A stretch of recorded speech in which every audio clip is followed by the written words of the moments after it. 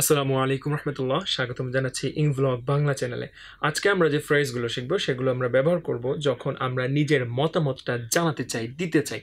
আমরা জানি যে আমাদের দৈনন্দিন জীবনে অনেক মতামত দিতে হয়, নানান রকম মতামত দিতে হয়, তবে সরাসরি সেটা বলে না দিয়ে যদি আমরা এই ফ্রেজগুলো ব্যবহার করতে পারি তাহলে সেগুলো আরও শ্রুতিমধুর হয়, আরও স্ট্যান্ডার্ড হয়। তাহলে শুরু করছি আজকে lesson 6 phrases for giving your opinion.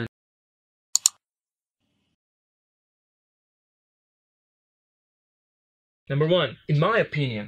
So, in my opinion, অর্থাৎ আমার মতে আমি যেটা ভাবি, আমার মতে খেয়াল রাখবে। ইন মাই অপিনিয়ন এটা বলাটার মধ্যে একটা বলার সময় একটা আর্টিস্টিক একটা ভাব রাখতে হবে। শুধু এই কথা না, প্রত্যেকটা কথার মধ্যেই কথার সাথে রিলেটেড, কথার উপর বেস করে, নির্ভর করে আমাদের বডি ল্যাঙ্গুয়েজ, আমাদের জেস্টার্স, এই বিষয়গুলো আনতে হয়। আমাদের ভয়েসের ওঠানামা, এই বিষয়গুলো কিন্তু আমাদের মূল টপিকের সাথে মিল রেখে করতে হয়, বা করলে ভালো হয়, বা করা উচিত আমি বলবো।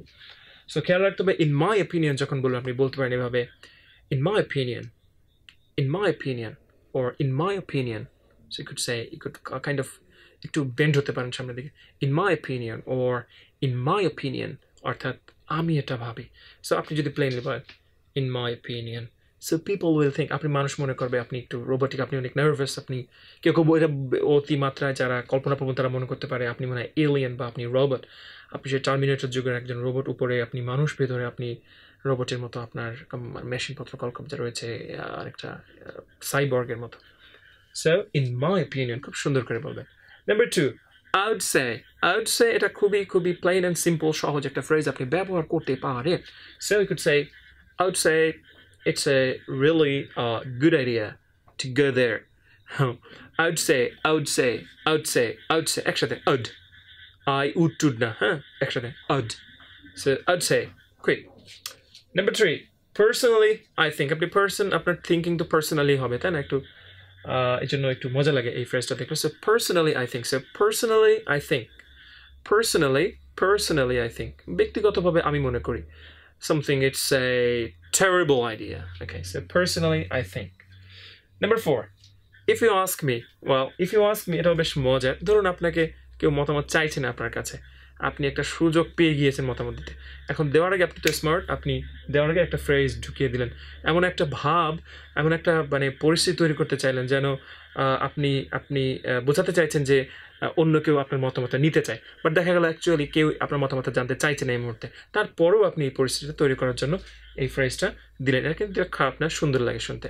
আপনি প্লেনলি যদি বলেন এটা খুব সুন্দর একটা আইডিয়া, এটা বলার আগে যদি বলেন if you ask me about that, I would say it's a really a great idea.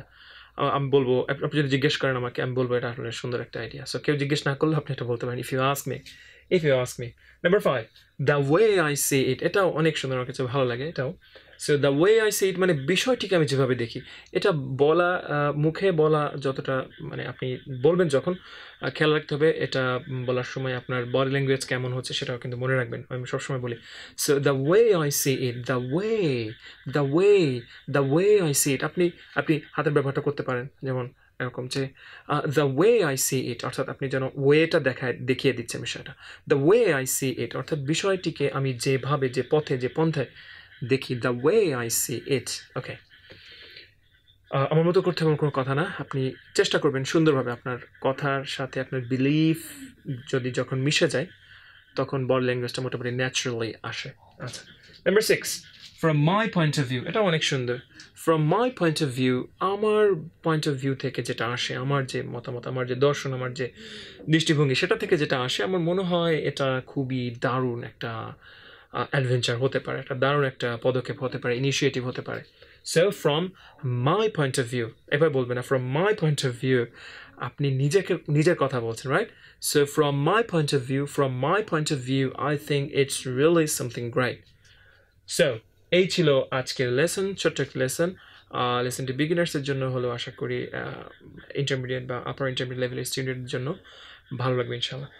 আমি আশা করি বোঝাতে পেরেছি লেসনটি যদি বোঝাতে পারি এবং আপনি যদি ভালো লেগে থাকে তাহলে আপনি আমাদের চ্যানেল সাবস্ক্রাইব করতে পারেন, বেল আইকনে ক্লিক দিয়ে রাখতে পারেন যেন নতুন লেসন আসার সাথে সাথে সেটা সাই করে আপনার কাছে চলে যায়। আর এই এক লেসনের ইংরেজি ভার্সন দেখতে হলে ভিজিট করুন www.youtube.com/ingvlog, এই চ্যানেলটি আপনাদের জন্য আরও চমৎকার লেসন নিয়ে আসছে ইনশাল্লাহ। ভালো থাকবেন, Assalamu alaikum warahmatullah. Like this, okay. And by adding that, it's correct or it's a good idea. But just, I mean, if it's a good idea, it's a good idea. Good idea. In my opinion, that means I think